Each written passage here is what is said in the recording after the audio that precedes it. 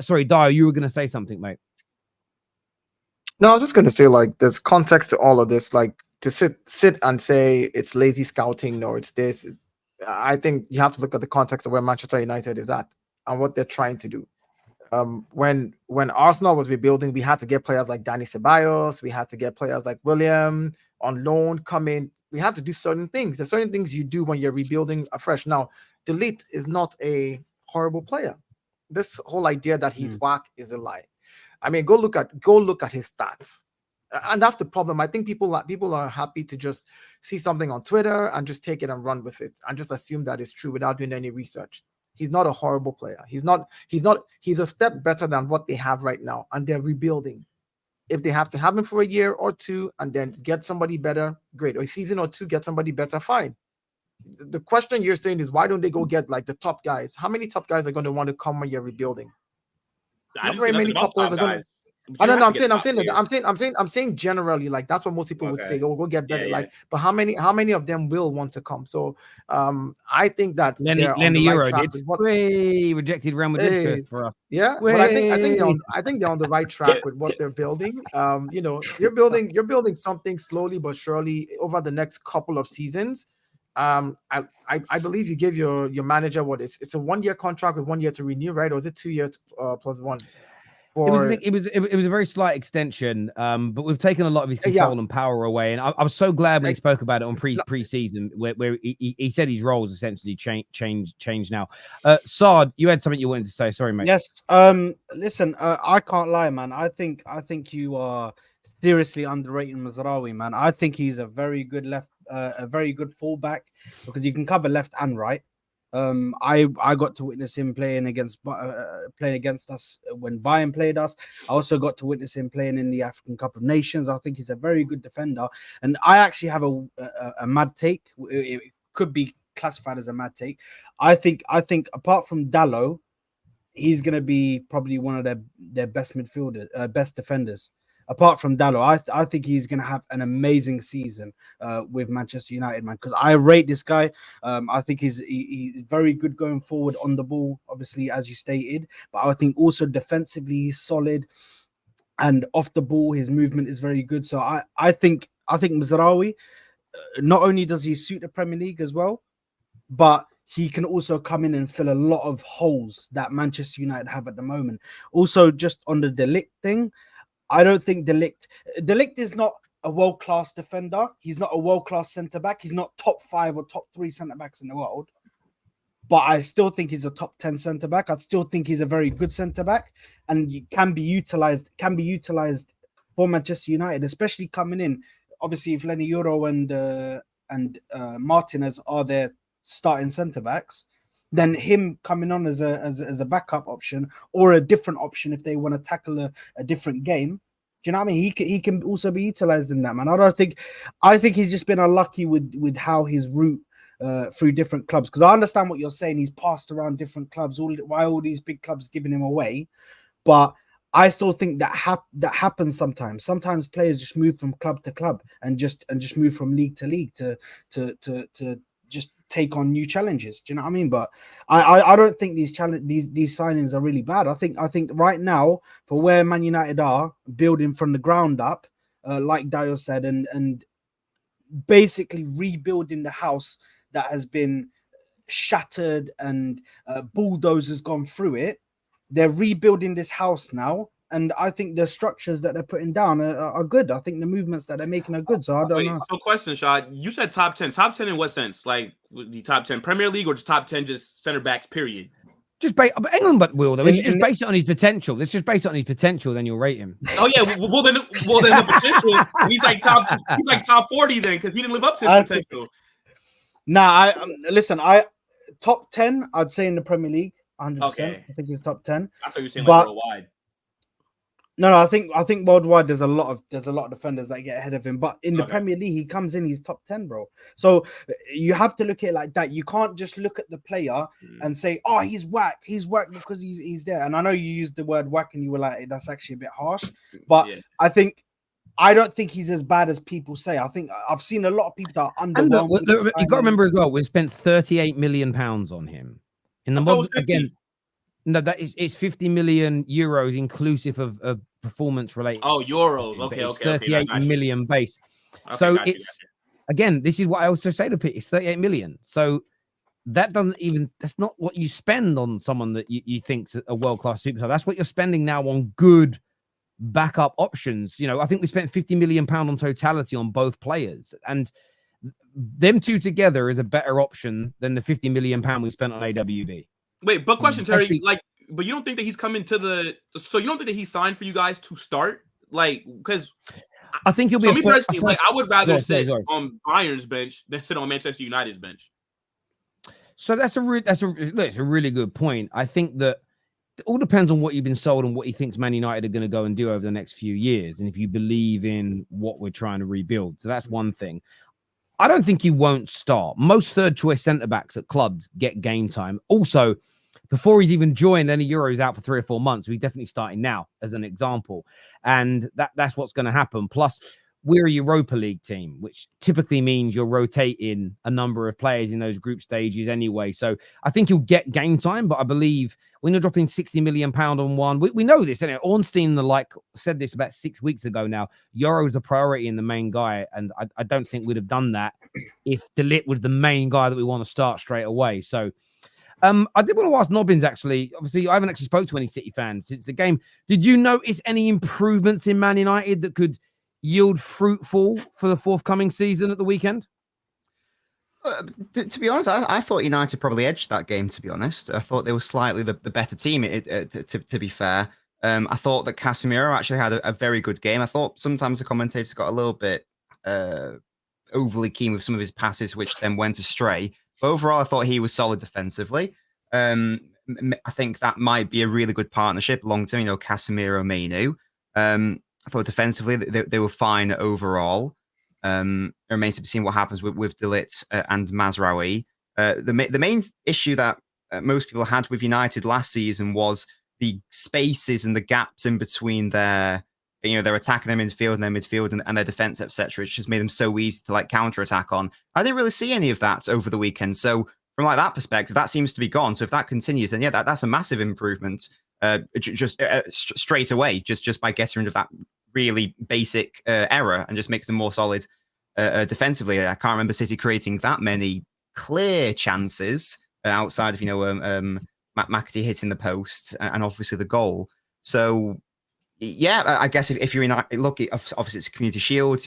You're up against a City midfield which had a lot of children in it, but you can only judge off what you see. And from what I saw, it was a lot better than how they played for the majority of last season. So if that continues, then there's a potential world in which United can have a decent season. Yeah, absolutely. It would just depend on how the new forwards blend in, because they're obviously not going to play no striker for the majority of the season.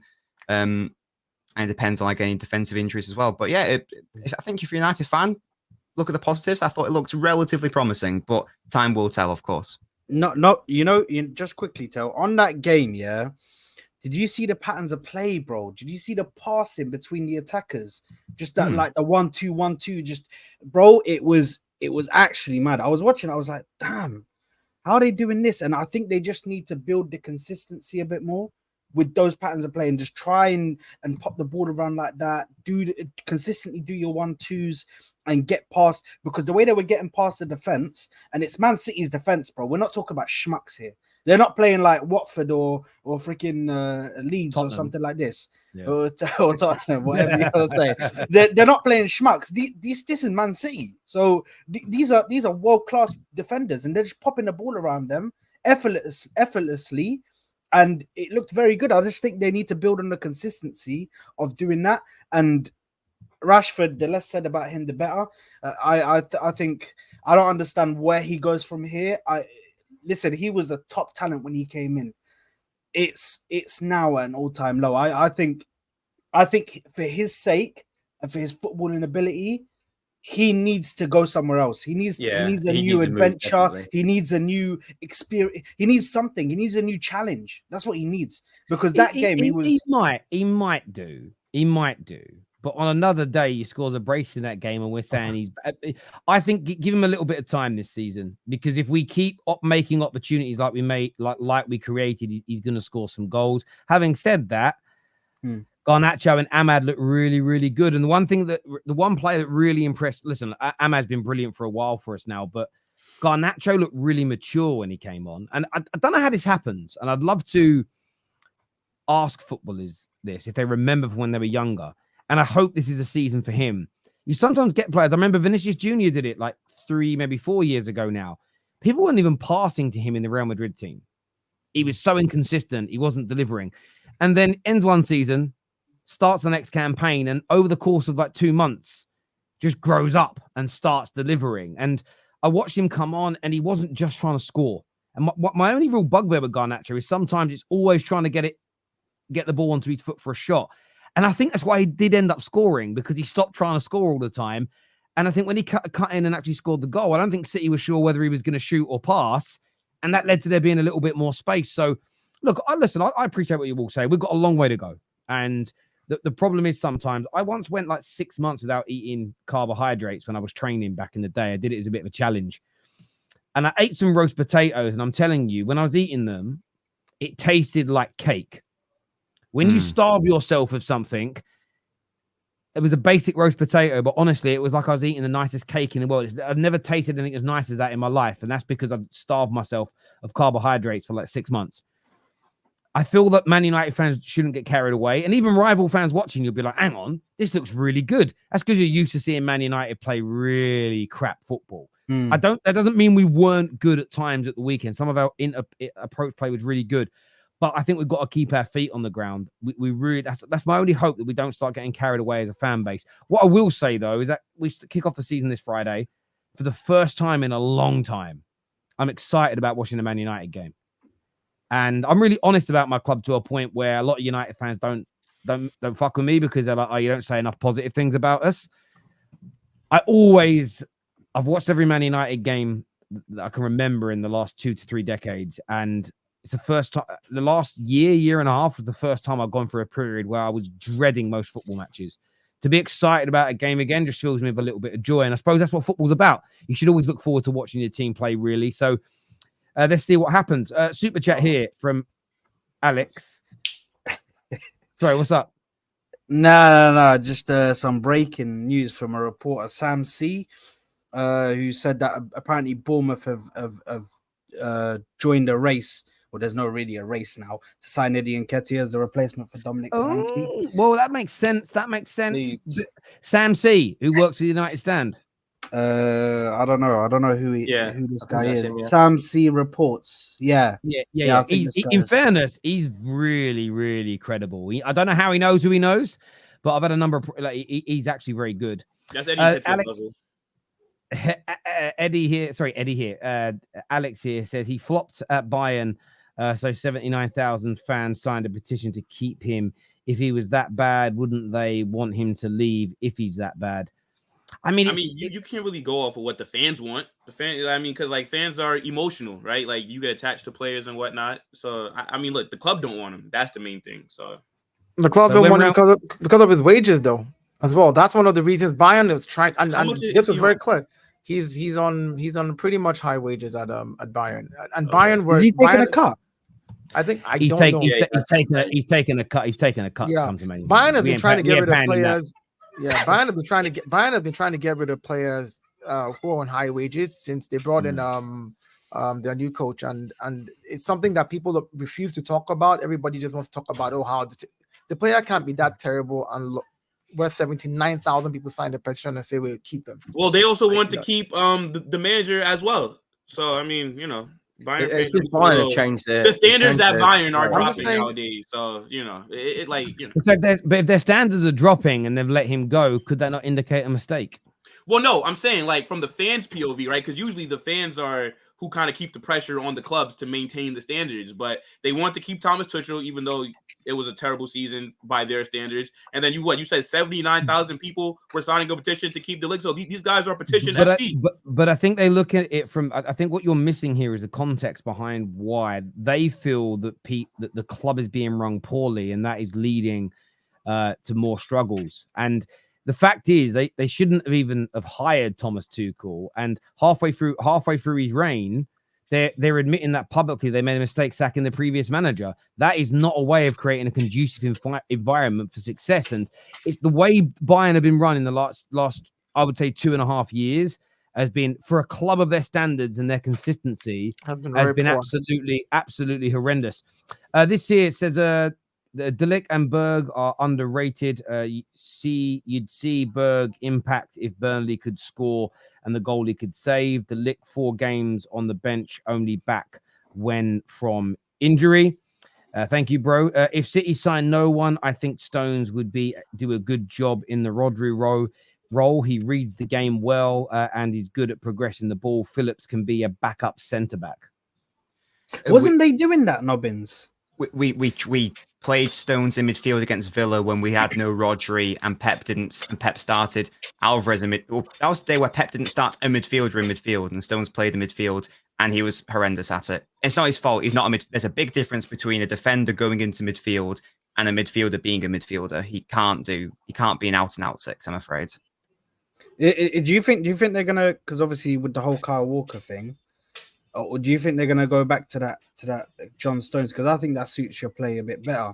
Having John Stones as the one going in, inverting into the midfield. They've got Rico Lewis too. He's a good player. Yes, I hope so. Yeah, because then we can actually play our wide players as wide players rather than playing our full backs as our wingers. Then we can actually have Savio, Doku, Grealish, etc., etc.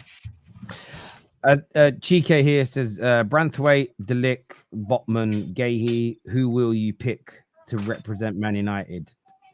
If I had to pick one of those players, if I had the choice and the magic wand, Gotta be Gahey. Gahey would probably be number 1, followed by De Ligt, followed by Branthwaite, followed by Botman. I actually don't think Botman's as good. I'm never that impressed with him. I know he's good, but yeah, I think he's good. But I'd go in that order. I'd go Gahey, De Ligt, Branthwaite, Botman.